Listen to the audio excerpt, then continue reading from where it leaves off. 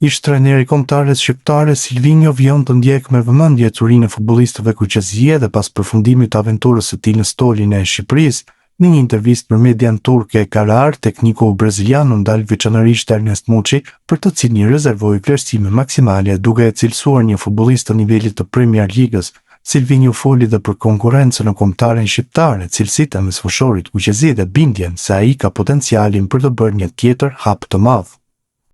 Trajneri i Trabzonsporit Fatih Tekke ka cilësuar Ernest Muçi një futbollist të nivelit të Premier Ligës. A ndani të njëjtin mendim?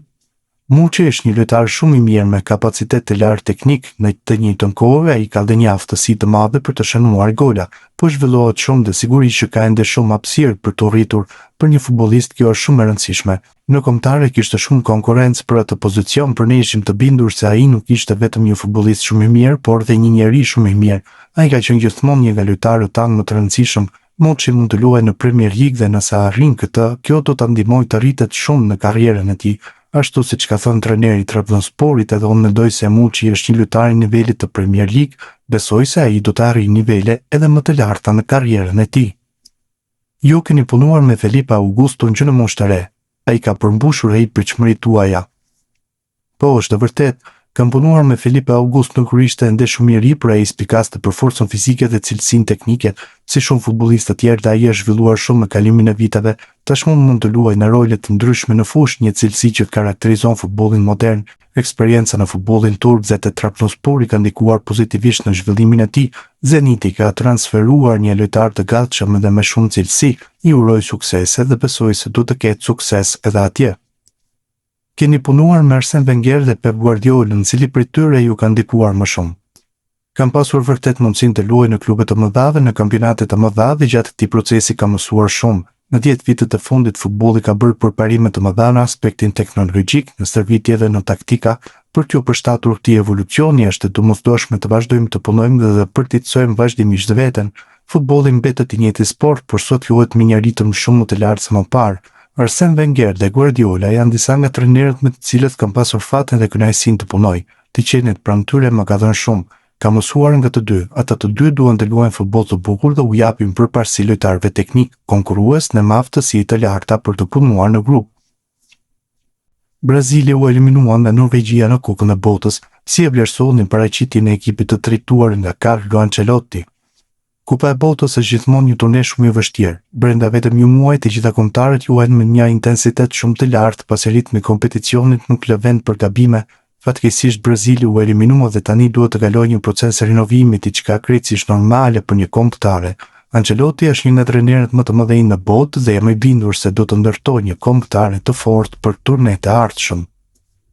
Mancini, me të cilin keni punuar më parë, ka drejtuar Galatasarajin. Ato të dëshironit dhe ju të drejtonit një skuadër në Turqi.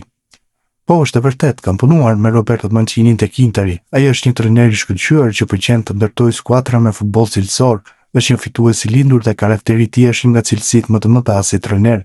Nga viti 2016 deri në 2019 kam qenë pjesë e stafit të kombëtarës së Brazilit, ndërsa nga viti 2023 deri në 2026 drejtova kombëtaren shqiptare. Këto eksperiencë më kanë dhënë shumë dhe për të arsye shoh veten si në drejtimin e një klubi, ashtu edhe të një kombëtareje. Ndihem shumë komod në të dyja rolet. Më pëlqej futbollistët teknik që e kuptojnë mirë lojën. Si trajner, objektivi im është t'i jap ekipit një identitet të ta udhëheqë drejt suksesit. Pjesa taktike varet gjithmonë nga grupi lojtarëve që ke në dispozicion. Gjatë periudhës që isha trajneri kombëtares shqiptare, kam ndjekur shumë ndeshje në Turqi. Është një vend që jeton në futbollin. Stadiumet kanë një atmosferë fantastike dhe kampionati është shumë fizik e konkurrues. Gjithashtu kam vënë re se ka shumë futbollistë të rinj me cilësi të lartë teknike. Armando Broja është një emër i cili është faqur sërish në skenën e Beshiktasit. Zërat e Mercatos tregojnë se trajnerit Vincenzo Italiano ju paraqit një raport për sulmuesin e kombëtares shqiptare. Trajneri i ri i Beshiktasit ndërkohë ka hedhur poshtë më një herë si opsion. Broja nuk ka luajtur rregullisht, nuk është stabilizuar te skuadrat ku ka qenë dhe po ashtu ka një historik të mtimesh. Këto janë arsyet pse nuk konsiderohet aktualisht një opsion te Beshiktashi. Interesi ndërkohë mbetet në Itali për sulmuesin shqiptar. Fakti është se nuk bën pjesë në planet e Burnleyt. Klubi që ra nga kampionati i Premier Ligës kaloi sezonin më të keq dhe Broja shënoi vetëm një gol. Bologna shfaqet sërish si opcion për Christian Oslanin, këtë herë është Inter interesuar për të shtyrë këtë transferim, shkak do të bëjë Jon Lukumi, mbrojtësi 28 vjeçar i Bolognës, zikalt ritetuan në skuadrët të fundit, por aktualisht nuk janë të gatshëm për të përmbushur kërkesat financiare të rivalëve të Serie A. Lukumi deri më 15 korrik ka klauzol për 28 milion eurosh për lirimin. Mundësia ekziston që Bologna të pranojë 20 milion euro më pas për mbrojtësin nga Kolumbia. Inter ndërkohë planifikon që të përfshijë një lojtar në marrëveshje, dhe Osmani, i cili të rishte interesin e Bolognës më parë, duket alternativa e duhur për të negociuar. Brian Grudej është bashkuar sërish Leipzigut, sulmuesi që kërkohet në kontari e Shqipërisë, briti sot në fushën e stërvitjes me pjesën tjetër të skuadrës, më pas dhe u zyrtarizua në rrjetet sociale nga klubi i Bundesligës. Gruda mungon të fillimisht në orën 14:30, kur edhe stërvitja e 13 korrikut nisi, më pas mori miratimin përfundimtar dhe u bashkua pjesës tjetër, siç Sky Sport raporton në Gjermani. Marrëveshja shumë pritur me Brighton u arrit si huazim për me detyrim blerje pas një numri të vogël ndeshjesh zyrtare. Transferimi përfundimtar për 22 vjeçarin do të kryhet për rreth 25 deri në 30 milion euro. Gruda, edhe pse në moshë të re, do e kishte transferimin e dytë të bujshëm. 2 vite më parë u ble nga Brighton për 30 milion euro. Futbollisti shqiptar do punojë në urdhrat e Martin De Michelis, që u ul në stol se trajneri i ri. Ky fundi trajtoi Mallorcën në fundin e sezonit të kaluar. Niki Hajen u prezantua si trajneri i ri i Burnleyt, dje mori fund pritja prej 71 ditësh për klubin anglez që po kërkon të pasuesin e Scott Parker, përfundimisht u zgjodh 45 vjeçari nga Belgjika. Çfarë mund të them tifozëve është si skuadra ime luan, ne qarkullojmë topin, bëjmë pressing me qëllim dhe u besojmë lojtarëve deri me minuta, jo thjesht një vend në pankinë. Me të vërtet po pres të punojmë me skuadrën në Amerikë në përgatitjet para sezonit, puna e vështirë fillon atje, u shpreh Hajen në fjalët e tij të para. Hajen ka firmosur kontratë 3 vjeçare, ndërsa Genk përfitoi 1 milion euro për ta lënë të lirë. Tashmë nis epoka e re me synimin për të rithyer në elitën e futbollit anglez. E ardhmja Armando Broja s'është në dyshim dhe tani duket jashtë planeve. Trajneri Hajen do të jetë ai që do të thotë fjalën përfundimtar në Amerikë, ku edhe Broja është një pjesë tjetër të skuadrës. Merkato e verës ka shënuar një tjetër lëvizje përmes fushorin e talentuar Endrim Muhameti, i cili ka dhënë përsëri lajm të mira në Atalantos, duke u huazuar për një tjetër sezon nga Bergamaskët.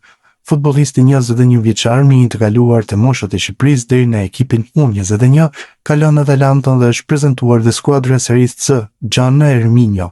Kjo e fundit bëri të ditur se ka huazuar me fushorin deri në verën e vitit të ardhshëm, por pa klauzol transferimi. Mesfushori ka qenë në huazim në sezonin e kaluar të Virtus Verona më pas të Renate, ndërsa tani provon një tjetër klub mes profesionistëve.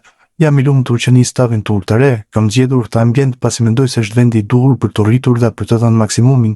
Falenderoj klubin, trajnerin dhe stafin e tij për besimin dhe pres me padurim që të vijem në dispozicion të ekipit, tha Muhameti pas prezantimit në klubin e ri.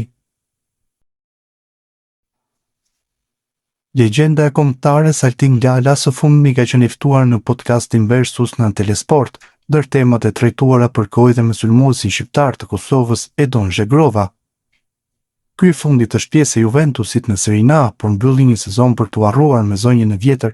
Kritikat e Lalës për Zhegrovën ishin në mas, madje duke përmendur dhe i qasjen e lojtarit dhe deri te sjellja jashtë fushës blerk.